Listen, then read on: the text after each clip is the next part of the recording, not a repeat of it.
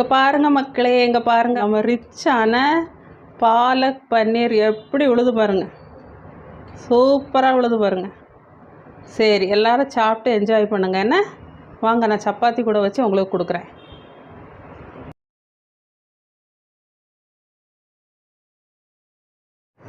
Hi, hello மக்களே, welcome back to Mumbai ஃப்ளாவிஸ் டைரிக்கு உங்கள் அனைவரையும் அன்புடன் வரவேற்கிறேன்.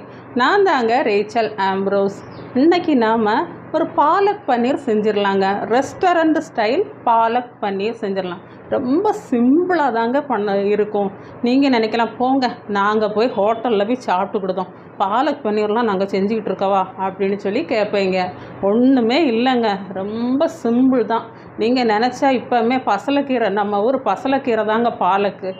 பசலைக்கீரை வாங்கிட்டு வந்து கடன்னு செஞ்சிடலாம். இப்போ வாங்க, நம்ம சீக்கிரமாக பசலைக்கீரை வாங்கிட்டு வந்து பாலக் பன்னீர் செஞ்சிடலாம். கண்டிப்பாக நீங்கள் இந்த வீடியோவுக்கு லைக் பண்ணுங்கள், ஷேர் பண்ணுங்கள், சப்ஸ்கிரைப் பண்ணுங்கள். சப்ஸ்கிரைப் பண்ண மறந்துடாதீங்க. எல்லோரும் வீடியோ பார்க்குறீங்க, சப்ஸ்கிரைப் பண்ண மறந்துடுதீங்க. நீங்கள் கண்டிப்பாக சப்ஸ்கிரைப் பண்ணுங்கள். வாங்க பாலக் பன்னீர் செஞ்சுட்டு வந்துடலாம்.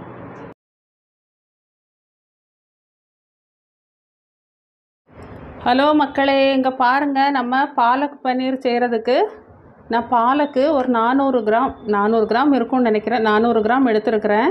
இப்போ அந்த கொதிக்கிற தண்ணியில் இதை போட்டு ஒரு 2 நிமிஷம், நிறைய நேரம் போடக்கூடாது, ஒரு 2 நிமிஷம் அந்த கொதிக்கிற தண்ணியில் போட்டுடலாம். தண்ணி நல்லா கொதிச்சிருச்சு, ஒரு 2 நிமிஷம் போட்டால் போதும். நல்லா இப்படி ப்ரெஸ் பண்ணி விட்டுக்கிடுதேன். ஒரு 2 நிமிஷம், ஜாஸ்தியெல்லாம் தேவையே இல்லை. கொஞ்சமாக உப்பு போட்டுக்கலாம் என்ன வேகிறதுக்கு. இங்கே பாருங்கள், இப்போ இது ரெடி ஆயிடுச்சு. இப்போ நம்ம அதை எடுத்துடலாம். எடுத்து இந்த மிக்சியில் போட்டுடலாம். இதெல்லாம் எடுத்தாச்சு, மிக்சியில் போட்டோம்.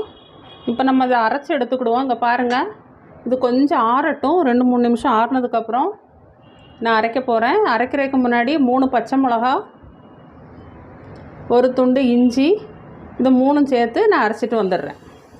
இங்கே பாருங்கள், இப்போ நம்ம அந்த பாலக் பன்னீருக்கு மசாலா ரெடி பண்ணிக்கலாம். 2 பீஸு பட்டர் போட்டுக்கலாம். ஃபஸ்ட்டு பட்டர் கொஞ்சமாக மெல்ட் ஆகட்டும். ஃபுல்லாக மெல்ட் ஆகணும்னு அவசியம் இல்லை. இதில் 2 ஏலக்காய், 2 கிராம்பு, ஒரு பட்டை. பட்டர் போட்டால் நல்லா ரிச்சாக இருக்கும். அந்த ரெஸ்டாரண்ட் ஸ்டைலில் வந்துட்டு நம்ம பாலக் பன்னீர் சாப்பிட்ணுன்னா பட்டர் போட்டால் தான் நல்லா இருக்கும். பட்டர் எங்களுக்கு விருப்பம் இல்லை, நாங்கள் சாப்பிட மாட்டோம் அப்படின்னு நினைக்கிறவங்க நீங்கள் வந்து ஆயில் போட்டுக்கலாம்.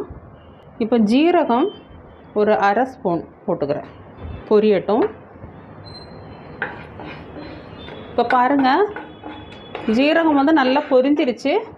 இப்போ நம்ம பூண்டு போட்டுக்கலாம். ஒரு 10 பூண்டு, பொடி பூண்டு தான். நீங்கள் ஒரு 5-6 போட்டால் கூட போதும். பூண்டு கொஞ்சம் ரோஸ்ட் ஆகட்டும். லைட்டாக, அதை ரொம்ப நேரம் ரோஸ்ட் ஆகணும்னு இல்லை, கொஞ்சம் அந்த பச்சை வாசம் போகிற வரைக்கும் நம்ம வதக்கிக்கலாம். வெங்காயம் போட்டுக்கலாம். ஒரு ஃபுல் வெங்காயம், ஒன்று ஃபுல்லாக கட் பண்ணி வச்சுருக்கிறேன். இந்த வெங்காயம் கொஞ்சம் வேகிறதுக்காக நம்ம லேசாக உப்பு போட்டுக்கலாம்.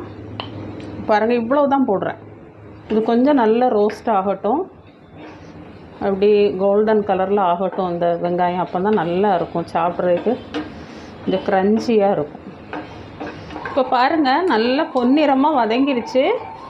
இப்போ நம்ம மஞ்சள் தூள் ஒரு 1/4 டீஸ்பூன் போட்டுக்கலாம். மஞ்சள் தூள், அப்புறம் வத்தல் பொடி 1 டீஸ்பூன், தனியா பொடி, மல்லிப்பொடி 1 டீஸ்பூன், அப்புறம் கரம் மசாலா ஒரு 1/2 டீஸ்பூன்.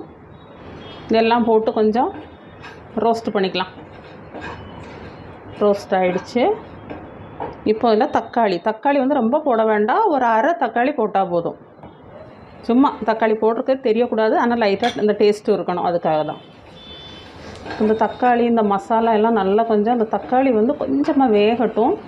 அப்போ தான் அது நல்ல கூலாக இருக்கும், கூழ் மாதிரி ஆகும்.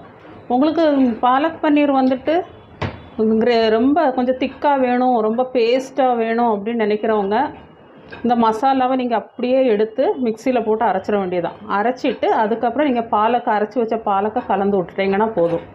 இல்லை எங்களுக்கு இதே சரியாக இருக்குது அப்படின்னா நீங்கள் இப்படியே செஞ்சுக்கலாம். இப்போ நான் அரைக்க போகிறதில்ல, நான் இப்படி இதிலையே நான் ஊற்ற போகிறேன். நீங்களும் அதே மாதிரி செஞ்சுக்கோங்க. இப்போ இப்போ நம்ம மசாலா நல்லா சூப்பராக ரெடி ஆயிடுச்சு. இனி நம்ம இதில் அரைச்சி வச்ச பாலக் எடுத்து ஊற்றிக்கலாம். இப்போ இந்த அரைச்சி வச்ச கீரையை ஊற்றிடலாம். பசலைக்கீரையை நல்லா குறைச்சி வச்சுருங்க. நான் ரொம்ப தெறிக்கும், இல்லைனா மூடி வைக்கக்கூடாது. இந்த கீரையை வந்து எப்போதும் மூடி வச்சு வேக வைக்கக்கூடாது, அதோட கலர் மாறிடும். நல்லா குறைச்சி வச்சுருங்க, சிம்மில் வச்சுருங்க. நான் ஏற்கனவே வேக வச்சதுனால நமக்கு ரொம்ப வேகணும்னு அவசியம் கிடையாது. நான் வெங்காயத்துக்கு உப்பு போட்டிருக்கிறேன். நம்ம இந்த கீரைக்கும் உப்பு போட்டுக்கலாம். இது நல்லா திக்காக இருக்குது, அதனால் நம்ம கொஞ்சம் தண்ணி ஊற்றிக்கலாம். இங்கே பாருங்கள் மக்களே, நான் 1 கிளாஸ் பக்கம் தண்ணி ஊற்றிருக்கிறேன். பாருங்கள் எவ்வளோ ரிச்சாக அடிபொலியாக இருக்குது பாருங்கள்.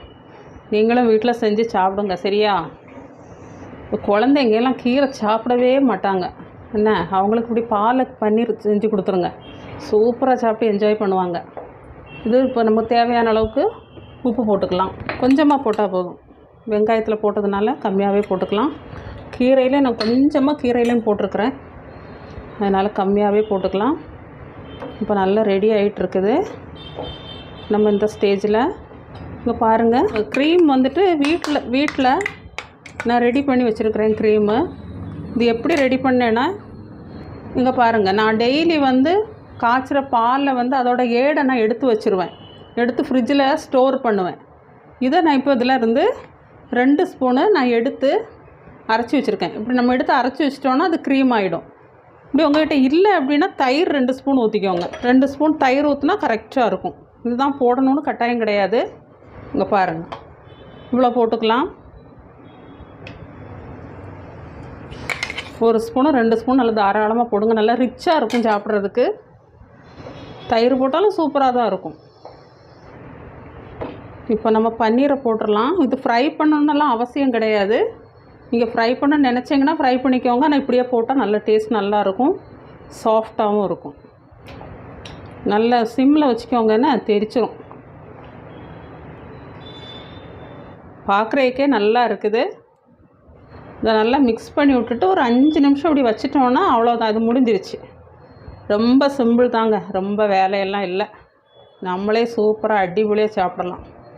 இன்னொன்று என்ன பண்ணோம் அப்படின்னா, இந்த சர்க்கரை இவ்வளோ தாங்க, ஒரே ஒரு பிஞ்சு சர்க்கரை போடணும். அப்போ தான் அந்த பாலக் பன்னீருக்கான ரெஸ்டாரண்ட் ஸ்டைல் டேஸ்ட்டு நமக்கு கிடைக்கும்.